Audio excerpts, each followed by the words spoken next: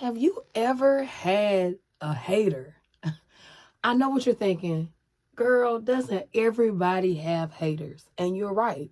I don't care if you're doing something right or if you're doing something wrong. People will hate on you. And so if you can relate, you are in the right place. My name is Sade, and let's talk about demons. Woo! So this particular video, y'all, I want to talk about the spirit of envy and how it drives people to really destroy others, whether that be, gossiping about you, or even if it's something a little bit more extreme like murder. Um, I've been losing my voice over the last couple of days. I have been going into spiritual warfare about something, and I believe I was screaming, you know what I'm saying, when I was praying. But one thing about me, when I get high up in the spirit, I just can't help myself, and I'll be talking loud. You know what I'm saying? So before I get into envy deep, I want to start by talking about my own experience with envy. So about 10 years ago, I started an Instagram channel. I'm sorry, Instagram page. Excuse me, this is YouTube channel, Instagram page. Okay, Instagram page. I started an Instagram page for body positivity.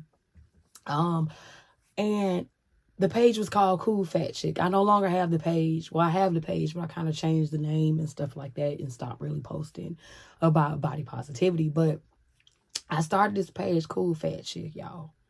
And there was this thing on Instagram at the time where you could follow and unfollow people, and if they didn't catch on, they would still follow you. So the amount of people that you follow would look low, but the amount of people that were following you was high, because you had kind of got these followers in a very deceptive way. So I chose this whole tactic, y'all, and I was spending hours upon hours of my day following and unfollowing people. And I actually built this page to over 10,000 subscribers by doing that.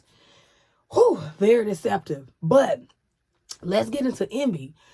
It was another lady that started a page about body positivity around the same time. I didn't know her, but some type of way she came into my feed, and I saw her go from 0 followers to, like, I don't know, 100 followers, and then she went from 100 to 1,000, and then she slowly crept upon me and was about to exceed me. I found myself envious of her, because I could tell by the amount of comments and stuff that she had that she was being followed by people genuinely, while I was only being followed because I was being deceptive. The nerve, right? So what I did was I went on her page and I started talking all this crap about, how she was, prejudiced and all these different, like, stupid things. And the Lord had to come to me and check me and let me know, hey, girl, you are envious. You should be ashamed of yourself, and you need to calm down. Now, I didn't know the Lord like I know the Lord now. So I was sort of disappointed in this voice I heard in my head, but I also knew that it was true, and it convicted my spirit so much that I just started deleting all these nasty comments that I left on this lady's page, and I just stopped doing my whole Instagram hack in general.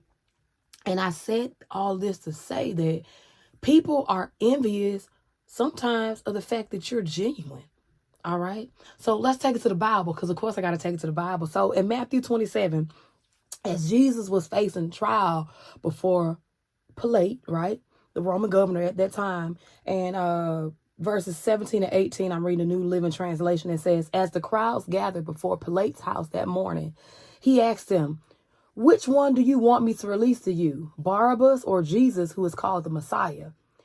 And it puts it in parentheses at verse 18. It says, he knew very well that the religious leaders had arrested Jesus out of envy. Envy. So even Jesus received envy. The sad part about Barabbas in the Bible is that it tells us in the King James Version that he was a notable prisoner. And it upsets me when I read the text. Let me go down real quick. I want to tell you why it upsets me. Actually, it beyond upsets me. It pisses me off. So it pisses me off when I read the text, because Barabbas committed actual crimes. Meanwhile, Jesus was genuine. He showed up as himself. He was good. He put good into the earth. He healed people. And in the Bible, I can't make this up, the people in the crowd who were judging this whole situation, who Pilate was talking to, they were persuaded to free Barabbas and crucify Jesus. They freed the notable prisoner. He was in jail because he had did something wrong. And they chose to reject and then have killed somebody that did something good in the earth. Think about it. I started that Instagram page. I was not genuine. And I decided that I wanted to kill someone's page that was genuine. You get what I'm saying? People hate you. They envy you because you are genuine, baby. You show up as yourself. They don't show up as themselves. They show up as evil. So how hurtful is that? Have you ever done good deeds and experienced rejection because of it? Meanwhile, you see somebody out here doing evil. They getting admiration, they're getting respect, and sometimes freedom, despite what they have done. The perfect example I can use of this, and I hate to really bring race into the situation, because I know God don't care about race. He tells us in 1 Samuel that he judges man by the heart. He don't judge us by outward appearance. And I'm sorry, but I've met black people, white people, Asian people, Latino people. I've met people of all races, all sizes that were evil. It don't matter what color you are. If you have an evil heart, you have an evil heart. But a prime example of somebody getting admiration, respect, and even being freed is George Zimmerman. He shot a 17-year-old for cutting through his neighborhood. This is back in 2012. And this man was freed. He never spent a day in jail. I mean, I guess he spent, time in jail when he was facing trial. But he was never really given judgment in the earth. You get what I'm saying? Yet, you see it on the news all the time. Innocent children and people are being killed. Like, the connection just kills me. So the entire point of this video is to just remind you that you showing up and doing good, people gonna hate on you. They gonna envy you. Sometimes that envy could be in the form of jokes. Maybe they making backhanded compliments. Sometimes they're overly competitive. You're like, dang, why everything about it got to be a competition? And sometimes it will be an extreme, like in Cain and Abel's case, in which Cain killed Abel. Okay. Now, murder isn't always physical, taking someone's life. Sometimes murder can be something as simple as ruining their reputation. Have you ever came against or knew somebody that had a Jezebel spirit, or as they like to say in the world, a narcissistic spirit? Listen, they will ruin your reputation, aka killing any chance you have to create relationships with people that are within their circle. They kill it. Let's take it back to the Bible, and then I'm going to get up out of here. So Cain killed Abel because he envied him after God accepted his offer, yet declined his. Listen, Genesis chapter 4, verses 7 and 8. And of course, I'm reading the New Living Translation. I love the King James Version as well, but I tend to toggle back and forth between that and the New Living Translation. But anyway, it says, you will be accepted if you do what is right. But if you refuse to do what is right, then watch out. Sin is crouching at the door, eager to control you, but you must subdue it and be his master. One day, Cain suggested to his brother, let's go out in the fields. And while they were in the field, Cain attacked his brother Abel and killed him. That's the first documented murder in the Bible. Think about it. Cain had the blueprint. All he had to do was do what Abel did. Be inspired by what Abel did, which was give God his first. You see, Cain gave God what was left over. Okay? And Cain was jealous because God accepted Abel's offer, because Abel's offer was genuine. So people envy your sacrifice that you give to the Lord, y'all. Your sacrifice could be your obedience. It could be you just having a repentant heart. Or it could just be your natural heart posture. You're a good person.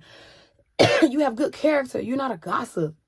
You're kind to people. You give somebody the shirt off your back. That's the type of person you are. And they tell themselves, if they can't have what you have, then you can't have it at all. But let me tell you this, and let me get off of here. Jesus in Matthew 26, y'all, before, Judas betrayed him right before. So I consider this on the way to the cross, because Jesus' whole life, in my opinion, was on the way to the cross. You know what I'm saying? Matthew 26:39 says, he went on a little further and bowed with his face to the ground and said, my Father, if it is possible, let this cup of suffering be taken away from me. Yet I want your will to be done, not mine. Look, Jesus knew he was about to be crucified, and he wanted to give up. So I'm speaking to you because I know that you have been hurt, you have been rejected, because you are a good person. And I want you to know that it's okay sometimes to want to give up. But just like Jesus, I want to encourage you to keep going regardless. I know it's hard. I know people be hating on you. I know people envy you. I know people reject you. I know people ruin your reputation. But God loves you. And I promise you, if you keep going, he will renew your strength. Jesus had the strength to keep going. He knew he was going to be betrayed. And I can't believe Judas did that. He did all that. He betrayed Jesus only to hang himself out of guilt in the next chapter. But y'all, keep going. Keep going regardless. I love you, and I'll talk to you soon. Look, this video resonates with you. Please subscribe to my channel, like, follow, and share. I'll talk to you soon.